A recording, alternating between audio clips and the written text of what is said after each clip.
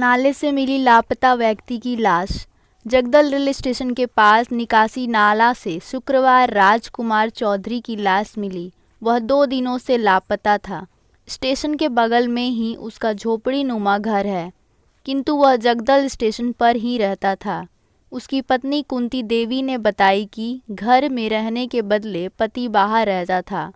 लोगों के घर बर्तन मांजकर वह अपना गुजारा करती है। বিকালবেলা ওনার বউ এসে চিল্লাচিল্লি করলো কি আমার স্বামী পাওয়া যাচ্ছে না। তা আমরা সব এইদিক ওদিক নৈহাটি তারপরে ব্যান্ডেল অবধি সব খোঁজাখুঁজি করেছি, পাইনি। তা আজকে এই 10 মিনিট পরে একজন আমাদের খবর দিল কি একটা ড্রেন লাশ পাওয়া গেছে। তা ওনার বউ দৌড়ে দৌড়ে আসলো, তারপরে আমরা আসলাম, দেখলাম কি উনি, কিন্তু উনি ড্রেনে যতই মদ খেয়ে বাড়ি পড়ে পড়ে যেত, কিন্তু চলে যেত বাড়িতে, কিন্তু এইভাবে ড্রেনে পড়ে লোক না। উনি এখানে কি শুয়ে থাকতো? এখানে সবসময় শুয়ে থাকতো উনি।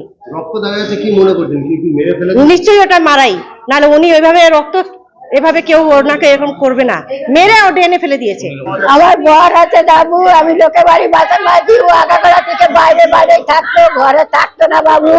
যখন যেতে একটা রুটি চাইতো, ভাত চাইতো, দিয়ে দিতাম।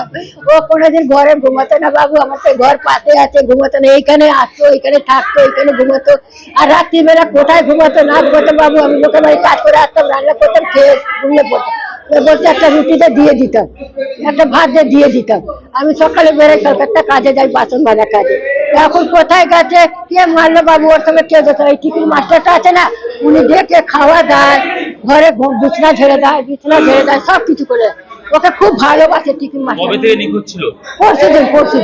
পরশুদিন সারাদিন ছিল, রাত্রিবেলা 9টার সময় খাওয়া নিয়ে আজকে জানতে পারলাম। আমরা সব দিকে খোঁজাখুঁজি করছি। এখন আমার পাড়ার একটা ছেলে এদিকে যাচ্ছিল, তো দেখতে ড্রেনে পড়ে আছে। স্বামীর নাম কি? রাজকুমার চৌধুরী।